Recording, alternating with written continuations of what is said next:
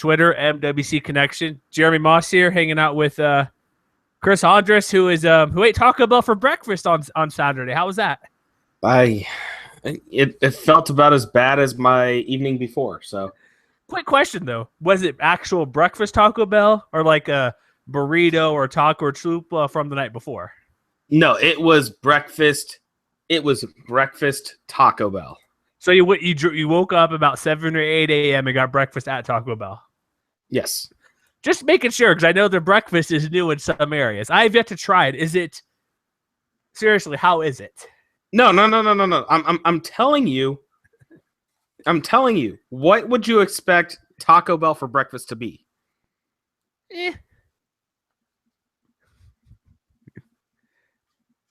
Just that? Not is it just okay?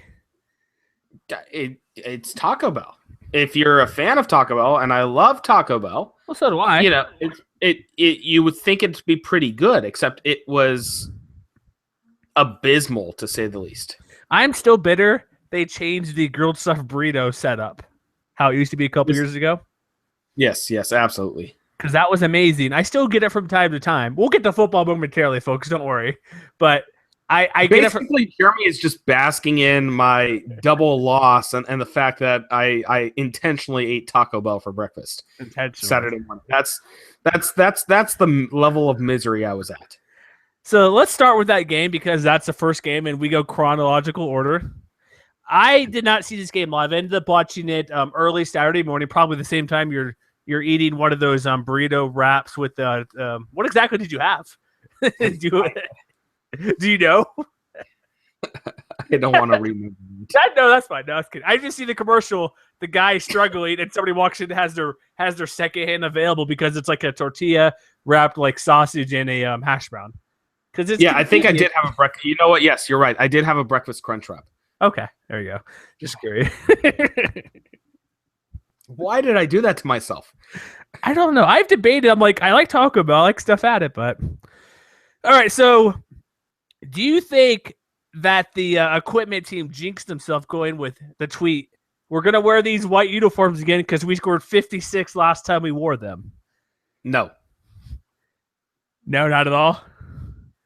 Did you think that was bold though to make that claim? No, just for fun. Not out of the usual. But they normally don't do that. They just say, here's our uniform. There's usually no snark, no nothing to their tweets presenting to the world what they're wearing for that game. It's usually, here's what we're wearing. Exactly. So I blame that a little bit. So, okay, let's actually, here's what the game happened. If you missed the game somehow, basically, Utah State. Hold on, I got to take this real quick. Okay, take the call real quick. Oh, man. Now what am I going to do? I want to talk about this game with Chris, but he's busy at the moment. Well, never mind. Oh, you're back. Hung up on me. Good. Yeah, sorry. Okay. I was debating. I'm like, I can't talk about this game without you because this is the big deal. You can totally talk about this game without me. You'd probably prefer it. Oh, my gosh. People, stop calling me. So what I was about to say, that basically Utah State pulled an Air Force against Boise State, right? Yeah, something like that. So exactly like that, actually. Exactly. So was Jeremy McNichols, because he was game time decision, did not play clearly. If he was healthy, I don't think that would have changed the outcome all that much. You know, I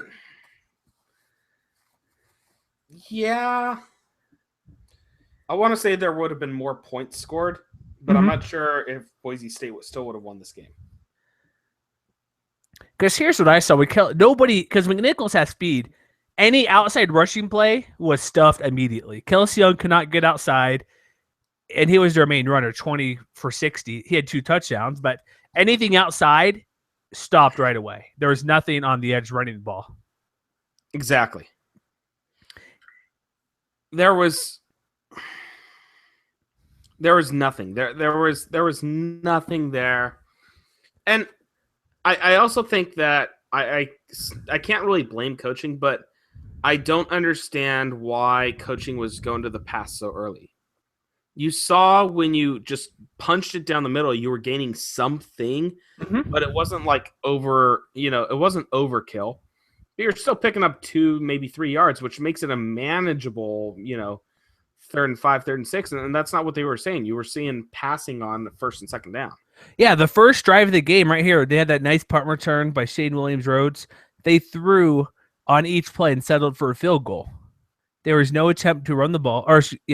There was that screen pass to Kelsey Young, which was just a -6 yard loss. But looking at their first couple of drives, they did not run the ball until I must not have paid that close attention. On their 3rd possession was their first run of the game. It was a 3-3. Yeah, 3-11 in the first quarter. Devin Demas run for 6 yards. That was their first rushing play, and that was on their 3rd drive in 8 plays in. 7 plays, 6 plays if you get rid of the field goal and punt. 6 offensive plays. 7th play was their first run, and then the sack strip fumble there by Rocky Alafua. It was, I get your point. When they ran, they did reasonably well, but outside was just Kyle Fackrell, Vigil, whoever it was, they could not. Those guys were all over the field. They could not do anything on the edge. Was stopped immediately. Yeah, and so here's the other thing, and what's interesting is Utah State put up 52 points. Cool. Boise State only put up 26. Now, 8 turnovers was the complete total story of this game, and that's where Utah State's defense was really, really good. They finally showed up in this game. It wasn't just showing up. It was an utter domination, and Utah State, if they hadn't gotten touchdowns every single time, they still would have won the game. I think it would have been something to the extent of, I think it would have, let's see. I think it would have been like 27-26 or something like that. But Boise State's defense total only gave up 334 yards. True. So it wasn't overly dominating, but it was dominating enough that, okay, you have a short field under 25 yards every single time, especially the last 2 minutes in that first half. That was nuts. That was a 21-point swing right there. And there was a time Boise got there's chances Boise got a break there. I don't think they ended up scoring, but there's an interception that Brett Rypien, obviously he was off this night. There's passes thrown behind him. There's some that weren't his fault from tips and Utah State just catching the ball off a bounce. But there's that one interception where there were at least. I was talking with the Obnug Twitter feed. I'm not sure who was controlling it at that night. But I think between he and I, we both counted at least 12 drops by the receivers. Yeah, there are drops. There were the one interception I'm referring to. I rewound to watch 4 times. All right, was the overthrown? It was a quick slant. It was thrown a little high, a little behind. It was one where the Utah State guy tried to pull a Deion Sanders carrying the ball like a loaf of bread, and I think it was Shane Williams-Rhodes picked it up basically just stripped it on his way down. That was one that wasn't his fault, but they got the ball back. But yeah, at the end of the half, I'm like, I honestly stopped when I saw at halftime to what Utah State did. I'm like, I'm not watching this. It's 9:30 Saturday morning. I'm like, okay, I've seen enough. And I'm glad I did. Second half obviously wasn't as entertaining from what I could tell, at least the amount of plays and turnovers, which makes games either what you could decide sloppy or entertaining, but when there's back and forth like that. But the thing is, State won the second half 16-7. Moral victory, take it. Moral victory. Yeah, right. This was just. So what was the deal? Because the offensive line couldn't stop anything. Because this was by far the best defense they played. It's better than BYU, obviously better than Virginia. I still say better than Washington, despite Utah State losing to Washington. I think. Well, first of all,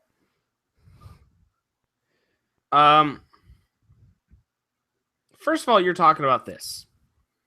Okay, you're talking about a team that had lost 12 in a row. We were talking about this in the preview. And the last 4 years, their defense, the team has been so much more better, but they were still losing the same way. These guys, these Utah State players, came out absolutely focused, ready to go. And there was some voodoo in Merlin Olsen Field, whatever. It was just the Cosmos completely going against Boise State, and they were not going to win this game no matter what.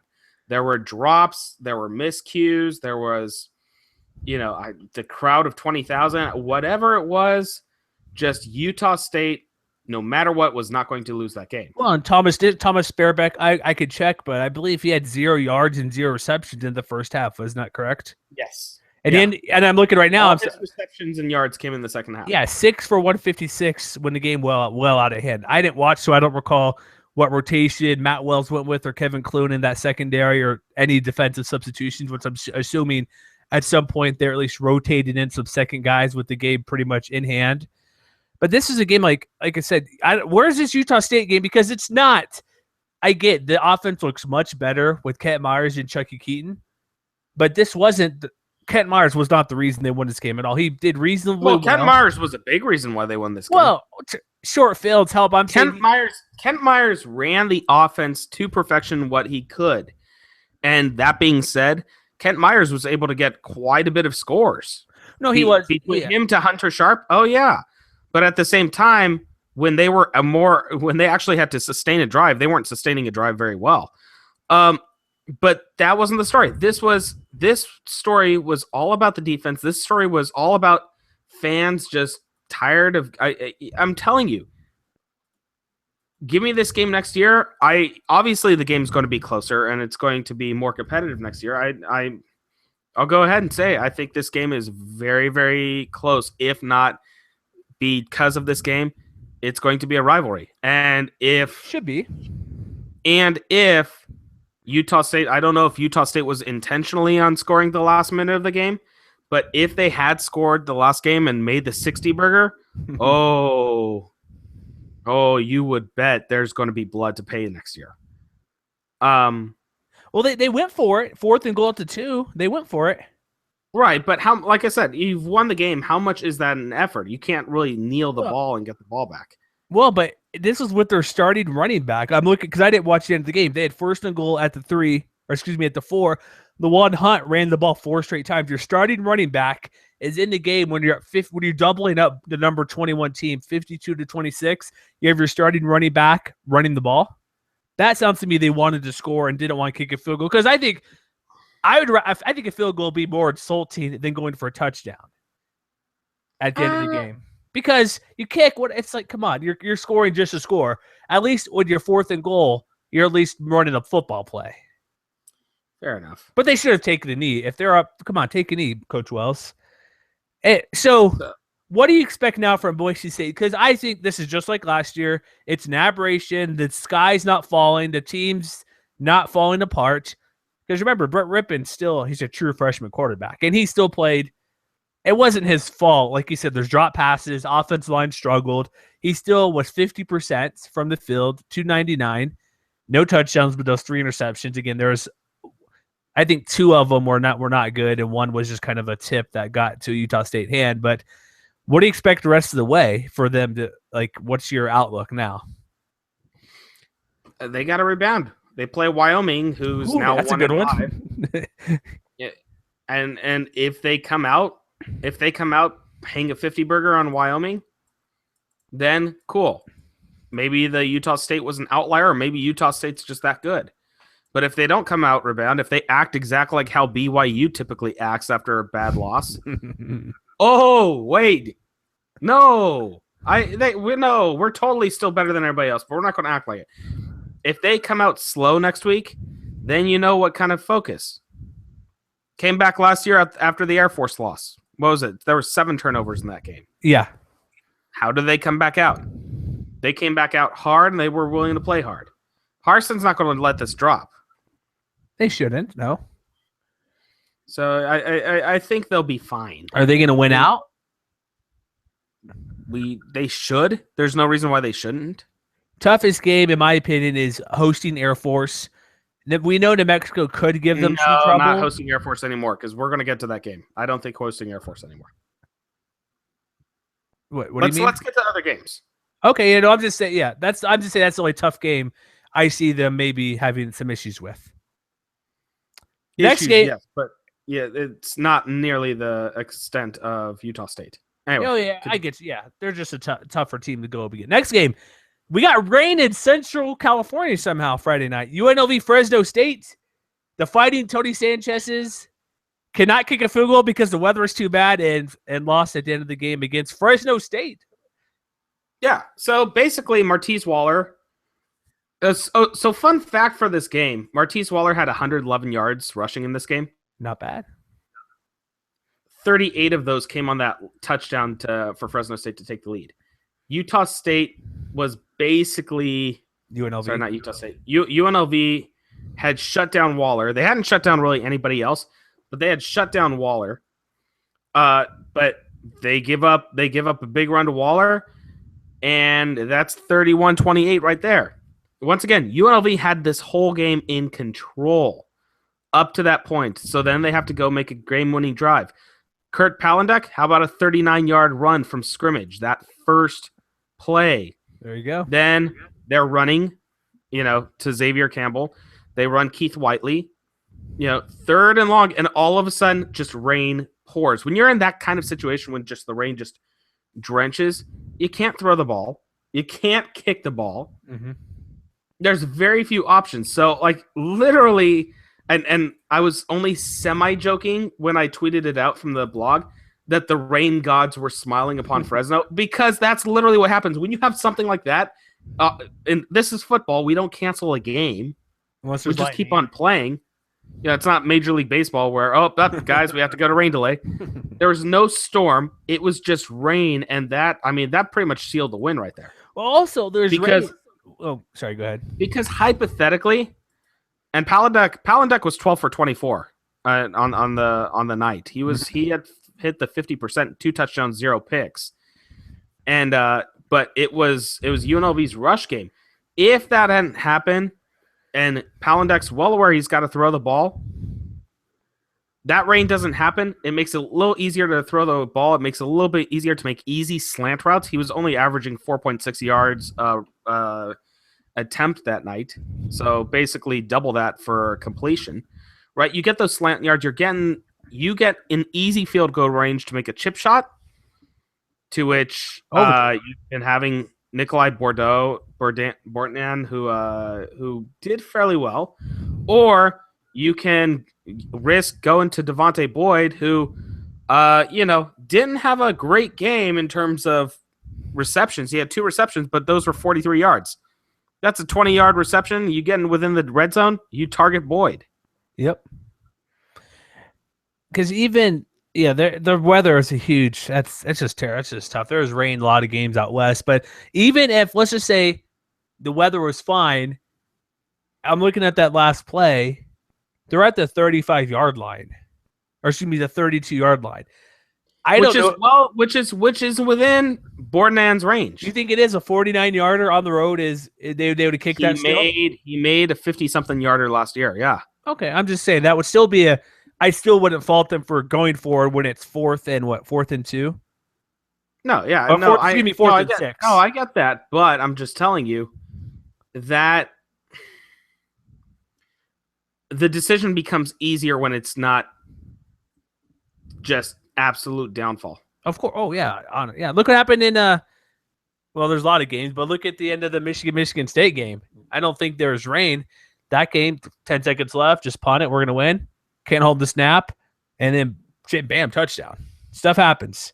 Special teams is weird, and there's no reason. Nothing would have gotten right if they tried a field goal at 49 yards in a downpour and win. There's no reason to do that. So I don't think anybody called that being a wrong decision, but you're in a tough spot, man. When it's weather like that, you got to just get them to the 10-yard line and hope and be comfortable with the 30-yarder. And even then, that would still be risky in the way the weather was. Yeah. But how much blame do you put on the UNLV defense? They were up big, gave up 2 touchdowns in the final quarter. It's I'm gonna tell you, it's bad. It's bad is what it is. It's UNLV having another case of snatching defeat from the jaws of victory. This is the 2nd straight week. Last week against San Jose State, this week against Fresno State. And that's part of what tells me that Sanchez has this team going in the right direction, but they can't finish it. Yeah, that's still fine because they're not getting beat. They're playing competitive, and that's a good sign for them because we've said it a lot. Like they're getting beat out by a lot. They're not showing up in games. They're fighting until the end. Look, they played well versus UCLA. They played well versus Northern Illinois. They played pretty good versus Michigan. They've played. That's all it is. It's just pretty good. They're not exceptional at anything at the moment. And like their last couple offensive drives, they went 3 and outs. They had a 7-play drive where they had to punt. They had to punt when they got almost to midfield. The fourth quarter, you can't be all the defense. But here's like some of their drives. After that last touchdown they had, that was a 3-play 30-yard touchdown or 3-play 30-yard drive. They went 3 plays and punted, 3 plays and punted, and then to end the game 7 plays. Or should be 7 plays didn't punt, and then another 3 plays and punt. They had too many 3 and outs in that second half. And that's the story of the game right there. And Fresno gets their first win, an FBS first conference win. So the drive for 4-8 still alive for some predictions we had. Is this because we talked a lot of UNLV? Is this finally Kilton Anderson's team? Do we know if this is going to be the official quarterback for the Fresno State Fighting Bulldogs? Oh, this better be Kilton Anderson's team. This better be Kilton Anderson's team. He handled the team. And you know what? He was inspiring his teammates on the side. It wasn't that he was, when you're a leader of the team, even if you aren't, you show your veteranship, you show your not expertise, but you show your leadership skills by being. He was there on that 4th down stop, greeting his teammates, basically celebrating that they're going to win. And he was one of the first ones out there. So you tell me. He better be. Switching around it's a mess. They can't. I don't care who it is. Stick with one guy. And looking what he did, 19 to 31 for 193. It's nothing spectacular, but he was spreading the ball out to everybody. Chad Olson, Jameer Jordan, Damari Scott. He had 9 guys involved? 9 guys caught a pass. And so he's spreading it out. Martez Wallace showed up. Which is very Boise State-like. Yeah, if you want to be good, if you don't put it the yard, spread it to everybody. Then they can't focus on one guy. So congrats to Fresno State, and they are now 2-5, and the West is a mess, as it has been all year. Continuously. But yeah. Is it? Well, we'll get there. Next Saturday, the following day, Saturday, we had 4 games Saturday. We had the 2 on Friday. Air Force at Colorado State. Colorado State gets their first conference win, winning 38-23 over Air Force.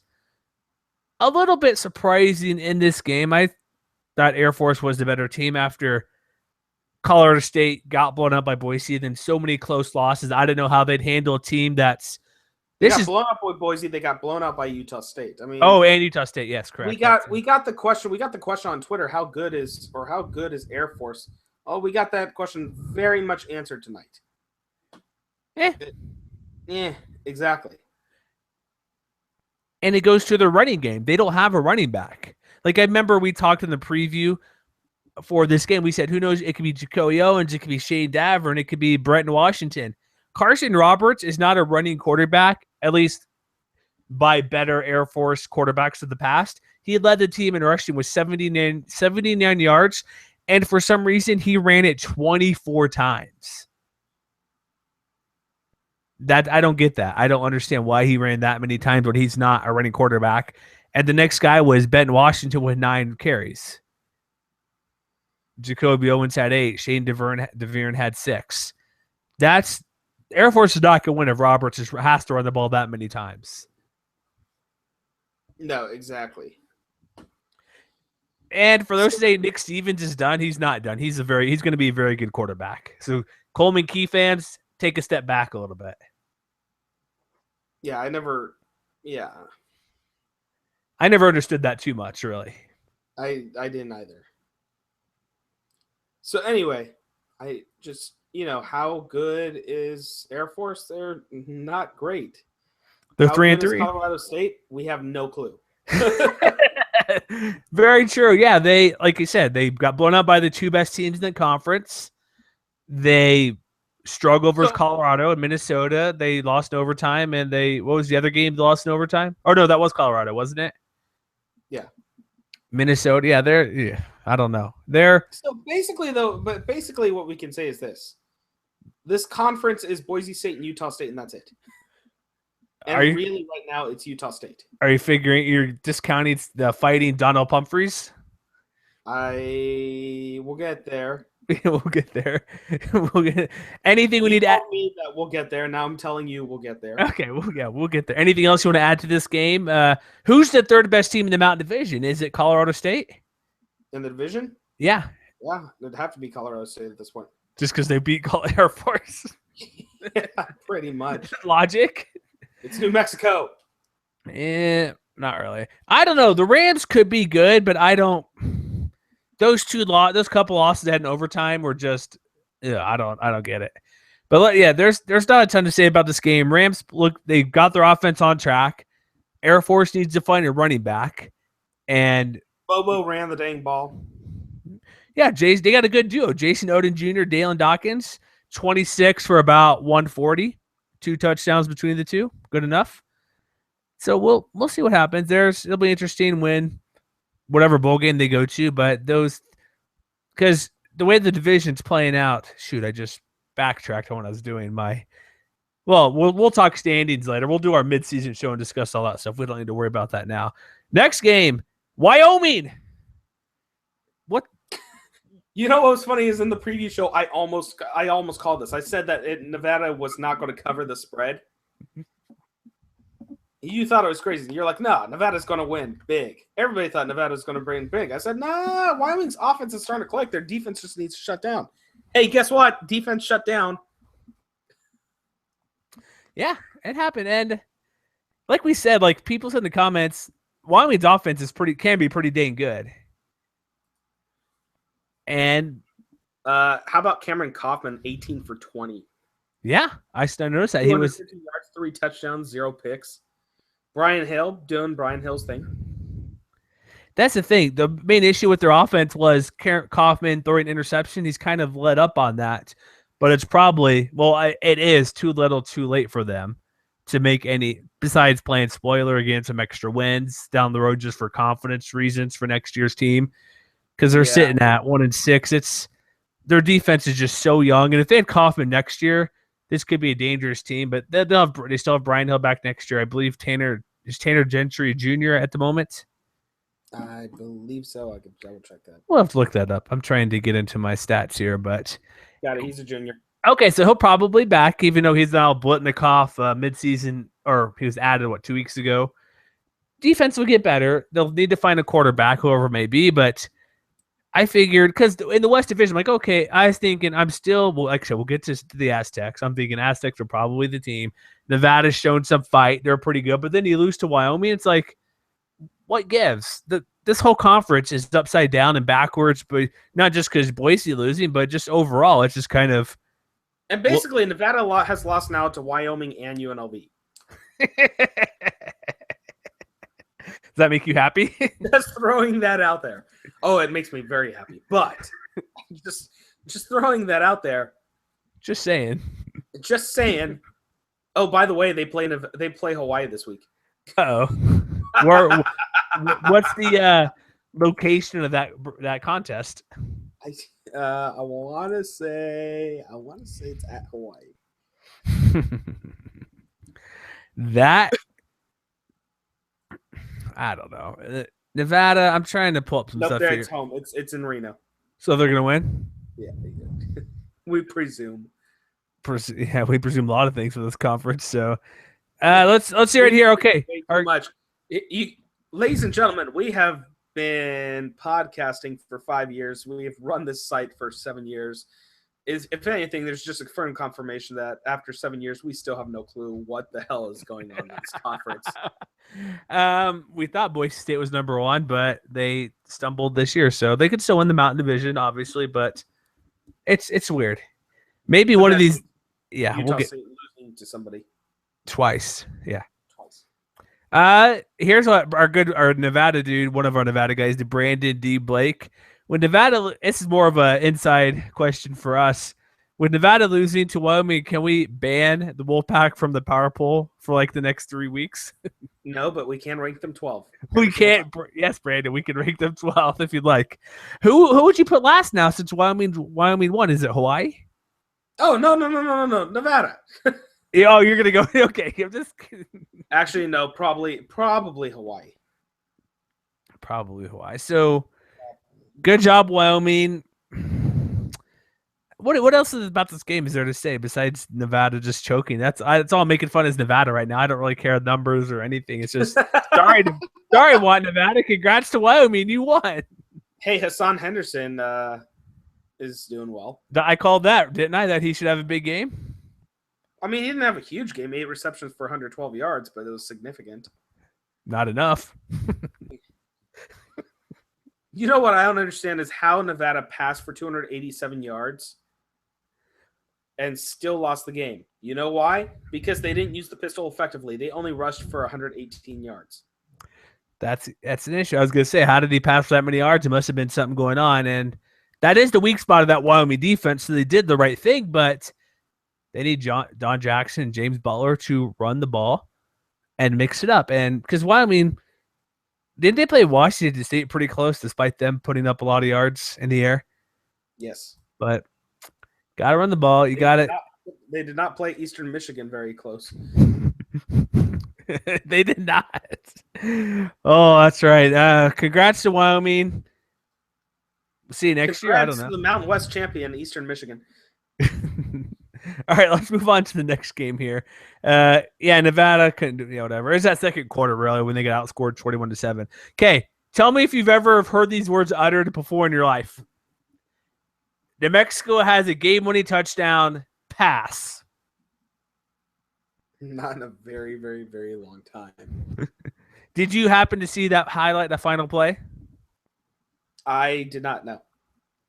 Do me a favor while I'm talking about the game. Go to our website and find the final play and watch it real quick. All right. Are you going to talk? Yeah, I'm going to talk about the game. Here, I don't have headphones in, so you might actually be hearing noise. That's fine. Whatever. So the starting quarterback, it was not Austin Apodaca, thank you. The game winner was to Damian Gamblin for 28-yard touchdown to go up 28-27. They made the extra point to win by a point, to win by the single point. Just, Chris, we'll talk about the play in a moment, so we'll get to that. But this game, it's Hawaii, New Mexico. Okay, here's Chris with the play. Just watch it and tell me what you see. Are you kidding me?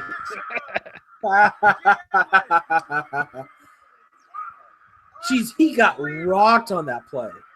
And the guy almost fell down the 5-yard line. Oh my goodness. Took a hit. Just got and he almost got the guy almost went down at the 5-yard line. Yeah, the Damian Gamblin had to put his hand down to stumble into the end zone. He got leveled. That is a 80-yard drive for the Lobos there. And Carlos Wiggins citing a 100-yard kick return for a touchdown. Where have we seen that before? Yeah, he was special teams. Wasn't he 2 years ago special teams player of the year, I think, in the conference? Well, it wasn't just that, but I think he had a couple 100-yard. He had 100-yard return last year versus Boise State. Oh, he's quite good. So people who don't know him, they should know him. But this is a game it was back and forth. Hawaii had this game in hand, up 24-14 at halftime. And did you also notice? I kind of watched this game a little bit online. I tried to, but when I left, I couldn't stream it because I live in the Root Sports area, which kind of sucks when I want to stream one of those games. But did you see the chip shot that Hawaii missed to go up by 9 points? No, they missed a 20. I want to say I got. I'm not going to say that I took a day off from football yesterday, but that's fine. You could say that. I sort of did. But 22-yard field goal, you missed that? It's like, come on. Yeah, chip shot. I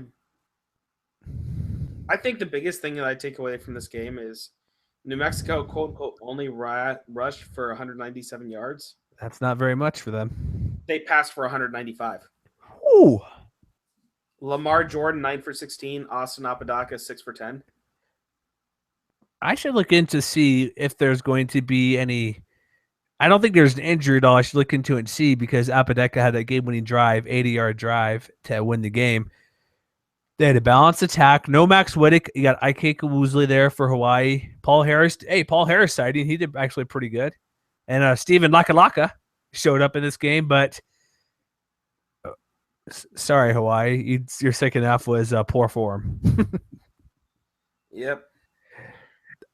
Did you bowl? You want to talk bowl scenarios with New Mexico? Buy your tickets now, Mexico, fans. In order to make a bowl, they have to win two of the next 5 games. Yeah, which is at San Jose State, at home versus Utah State. No. At Boise State. Probably not.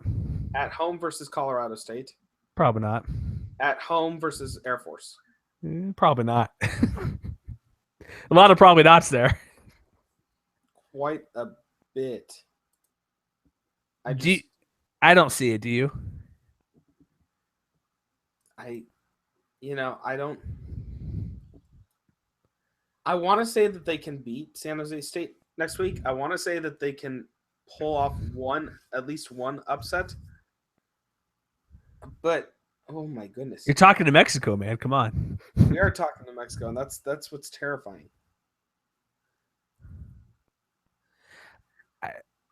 It'll be interesting. I don't know. They might. I would because they're playing better. If they're throwing the ball a little bit, they can make things interesting. And also, don't forget, last year versus Boise State, they nearly pulled off that upset, but that was at home. Mm-hmm. I'm betting unfortunately, it's backload. They'll be 5-7, which is still a marked improvement over years past. Yeah, absolutely. 5-7. It's good, but I don't think they're making 2 bowl games. So, final game. We're flying by tonight, man. Flying by with 6 games. Yep. Well, did you notice that New Mexico was wearing their retro uniform, retro decals for homecoming yesterday? I didn't really know. I watched part of it. I didn't really pay too much attention. I see it now on the ESPN Twitter feed, what they do there, but I didn't pay too close attention. I should have. Second half, I couldn't really watch too much, or I couldn't watch it all just because I couldn't stream the game. But how do they look? Because I'm trying to pull them up here. Do you like them? Yay or nay for another game? They're pretty awesome. Okay. Was there also, wait, did we find a Bob Davie locker room dance yet? Has that been posted around? Yes or no? Mm-hmm. Okay. All right. Final game. Well, we'll see. I did post the Mike Bobo dance. Did you see that? That was he's getting down after that victory. All right. Final game. This game was supposed to be close. Supposed to be, right? Yeah. Should have been, right? Yeah. So Ohio State's defense is back. They did get back. I should look up the name, but they got back one of their key linebackers who was out for the first half of the year. Like they lost a couple offensive linemen, a few backups, and a key linebacker. I should look it up to see who it was. But yeah, their defense, Tyler Ervin, who we thought could be the MVP of the conference, still small possibility. He was pretty much shut down. Yeah, absolutely. How is this possible? Because I don't trust anybody in the West, but look what the Aztecs did. Donald Pumphrey, I guess he's fully healthy. And he scored? Hit a multiple touchdown game last night, over 100 yards again. Somehow San Diego State is undefeated in the conference play. Somehow. They played only West teams, right? That's it? Only West teams? They beat Fresno 21-7. That was before Kilton Anderson started. Mm-hmm. They escaped Hawaii 28-14. And then tonight was their most dominating performance. And that's really, but see, now you're playing, now you're going to have games versus Utah State, Colorado next week. And I'll even say they're Wyoming can be tough. Even UNLV could possibly be tough, just because we know what UNLV has the potential to do before they lose. They're not good. Well, before, like that. Not before they lose. They're showing they're not giving up. They're not rolling over. It won't be. I don't care who you are. Even if you are San Diego State, I don't care. Nobody in the West I trust all that much. I still was leaning Aztecs in this game overall and to win the West Division, but I still do more now because I thought Spartans were the only threat. But now it's their division to lose, and they looked pretty good last night. Right. Donnell Pumphrey, 152 yards rushing. He had he was actually the lead receiver too. 3 receptions for 55 yards. And a reception touchdown. So 3 of Maxwell Smith's 10 completions 10. And 55 of his yards. So that's almost, so remember that's 30% of his attempts or 30% of his completions, and almost a little over a third of the yards completed were to Donnell Pumphrey. This is literally Donnell Pumphrey's offense. Yeah, and they're finally, I don't know if they're finally realizing, but they're making sure Maxwell Smith only has to throw the ball maybe a dozen times a game. Yeah.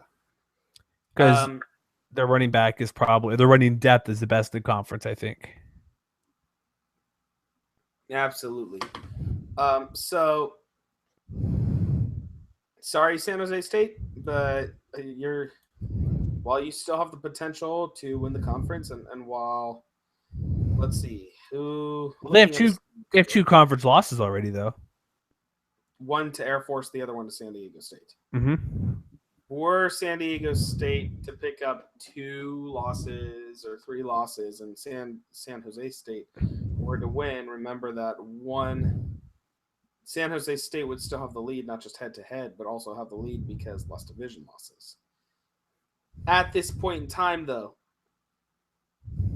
San Jose State has 2 conference losses. Nevada has 2 conference losses. UNLV has 2 conference losses. Fresno State has 3. Hawaii has 3. The only person who I literally would say has 0 chance of winning the West now is Hawaii. I'm putting all my money in San Diego State winning the conference or winning the division. Oh, absolutely. No. And you tweeted this out yesterday under the blog Twitter. Mm-hmm. No, it's extremely likely that San Diego State, but they're not going to go through unscathed. Go through the conference unscathed. No, because I can see them losing. Because here's the thing: the West could be a mess again. They could lose next week to Utah State and also to Colorado State the week after. They could be sitting at 3-2 in conference play before a bye week. So if they lose both those games, it's back to they still need another loss, which Wyoming at UNLV hosting Nevada doesn't seem all that likely, but I can see them losing these next 2 games and making the West an interesting race the last month of the season. Yeah, and that's probably what's going to happen. Realistically. You think you would take the Rams at home over the Aztecs right now? Or just a possibility? We have to see how the game against Utah State plays out, but I'd say it's extremely possible. I think that'll be a pretty good game, but it's got, like I said, it's Aztecs and anybody else, but are we going to say, I know we're going to do our midseason show in a couple days, so we don't need to spend more than a minute or 2 on this, but is it probably Utah State, San Diego State title game? Like it was back in 2012? That was Fresno State, Utah State. Sorry. But I think that's the most likely scenario. Yeah, that's probably. Because who does Utah State have the rest of the way? We can check on that super quick if we want to. They already beat their toughest team. They already beat the 2 toughest teams in the Mountain Division. They still have to play. Excuse me, New Mexico is sitting 3rd in the division right now. Fine. Say New Mexico's up there. I'm just saying Air Force, Boise State, and CSU were up higher.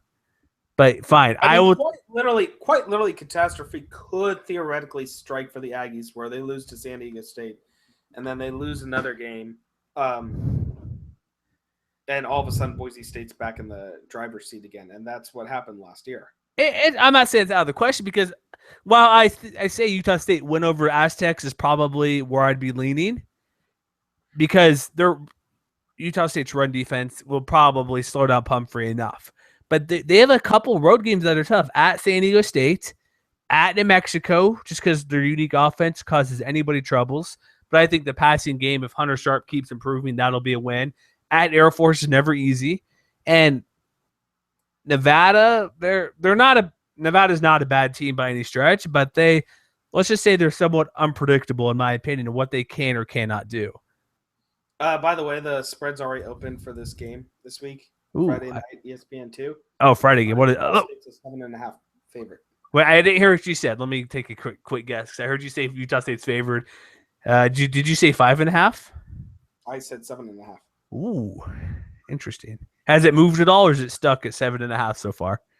So it opened at 7.5. Vegas Insider's consensus is at 5.5, and Win Las Vegas is actually moving down to 5.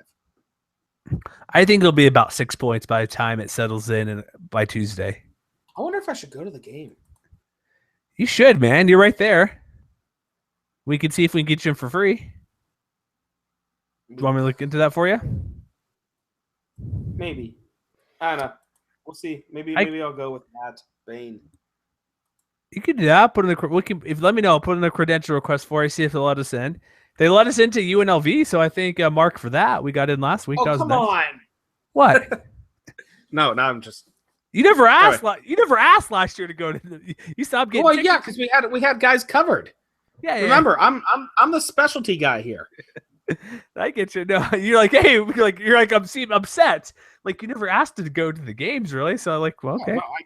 And I didn't because I like going as a fan of the game. If I have no emotional vested interest, because let me tell you right here, ladies and gentlemen, there is nothing more difficult than covering a game that you have an emotional interest in, because you have to keep those emotions in check completely.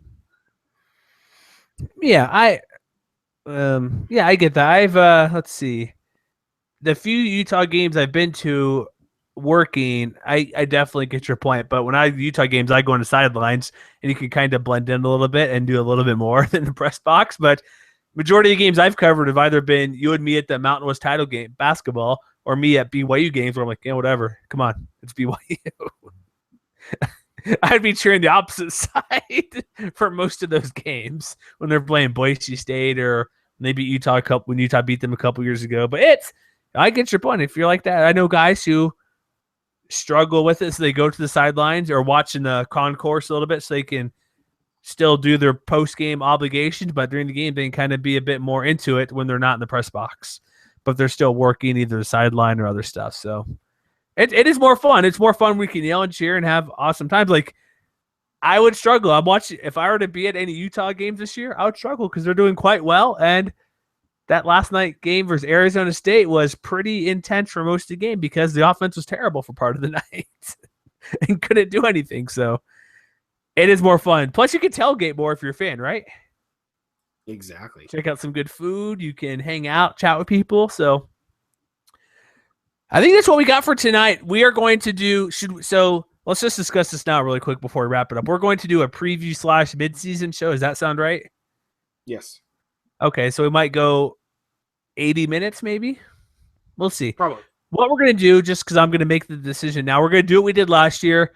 We're going to put a poll on the website. Last 2 or 3 years. Oh, probably for the last while, but it's going to be, if you have suggestions, put them in the comments of this article. Maybe I'll do something on Twitter, but I'm going to do a bunch of categories pretty much up to myself. I may go to our group chat with everybody, but we're going to do what? Offensive player of the year, MVP, defense, surprise, stuff like that. Coach of the year. Does that sound good? Yeah. 5 or 6 categories. So look for that. We'll vote. We'll chat about it on the show next week. But one last question I missed. Chris Turner asked, am I a better coach than Norm Chow? I do not know. You can't answer that objectively? I cannot answer that objectively. Chris, we need your resume of coaching experience, but right now I'll put you at a 30% to Norm tells 70% as a head coach. He doesn't specify what level, so he could have been a head coach of some Pee Wee football team and done very well. He doesn't specify college head coach, so I'm going to say that route, going that way. But that's what we got for tonight. So we had I'll just say it was a crazy weekend of football. Good games. Sorry if your team did not win. Sorry, I apologize for your triple whammy. UNLV, Boise State, and then was it $2.39 Taco Bell breakfast? You said on Twitter. That was the killer. That was the killer on my stomach. That was what really did me in. Oh man! All right, so that's what we got for tonight. Check us out at mwcconnection.com. Listen to the show. Now we're gonna pick up a Taco Bell sponsorship. I hope so. Buy some Bombas socks. Go to Mountain West or what is it? Bombas.com/Mountain West for 20% off socks. I want socks. Hey, I'll get you socks. Christmas present coming to you for socks. Me from you, okay? Okay. Yes. It's official since it's on the show now. I'll get you some socks. But yeah, check us out. iTunes, Stitcher, Spreaker. Give us a comment. Give us. We've been getting comments in the articles itself. Go to iTunes and leave a comment there. Go to Stitcher and leave a comment as well. Subscribe. That would help us out to maybe spread the word because apparently some people like us. I guess I guess they'll tolerate us. Is that the better way to put it? Are you looking at the iTunes reviews, or are you talking about just in general? Just in general, people tolerate us, right? Something like that. I guess so. So, yeah, thanks for hopping on tonight. Thanks. There are more comments on the podcast this year. Say that one more time. You kind of broke up there. I appreciate the fact that there have been more comments on our articles that have the podcasts on there. Mm-hmm. So, absolutely, thank you very much. Those of you who pay attention and talk, because the conversations and like the little bickering stuff that we do on the side, it's actually quite fun. It is fun, and I apologize for saying last week somebody called me out. I must have looked at the wrong box score or something. Tyler Winston did play 2 weeks ago. I don't know why I said he didn't play. Tyler Irvin. No, Tyler Winston. Oh, Tyler Winston. Sorry. I thought he did not play 2 weeks ago, but he did. I must have not looked at the right box score or whatever, but that's our show. I'll quit rambling. Again, mwcconnection.com. We'll have our midseason show this week and then preview week 8 because we're halfway through the season. It's sad, but... Hey, I don't have to call Al Borges an excellent offensive coordinator. That's the best part. Wait, whoa. Oh, that's right. Yeah, no more. You don't have to say gorgeous Al Borges. Hey, even if just impressed a whole bunch of San Jose State fans. But wait. It's not all because San Jose State lost. Boise State lost as well, so they played a part. They helped. Your own team helped you out from not having to call him gorgeous Al Borges. My own team? Yeah, Boise State lost because we said if San Jose State beats Boise State in the title game. No. That was if San Jose State beat. That was if San Jose State beat San Diego State. No, you have to look back at the comments. You kept saying commenter Sparta rises. Commenter Sparta rises. This is literally what he said. A weekend of some great football will be at the homecoming game between SJSU and SDSU. Spartans need Austin Lopez to kick the ball for touchbacks and hit his field goals. Tyler Irvin to go off on the defense to stuff the box, make the Aztecs throw against our superior secondary. When that happens, the Spartans will win by 7, and Chris will call gorgeous Al Borges an excellent OC. So I do not have to do that. No, I was saying on the podcast, you kept saying, no, I'm not going to call it that. I'm like, what if San Jose State wins? And you're like, probably not. So I'm going off of my comments. I saw that as well. So you can thank Brian Harsin for helping you not have to say that too. You're a bad person. I apologize. And we'll also discuss if a team from the conference will be able to backslide into a New Year's 6-day bowl game. Sorry, spoiler answer is probably no at the moment, but we'll chat about that at our midseason show. Finally, we're officially wrapping up the show here. We'll see you next time to preview week 8 and look back to midseason. So everybody have a good one, and we'll see you next time.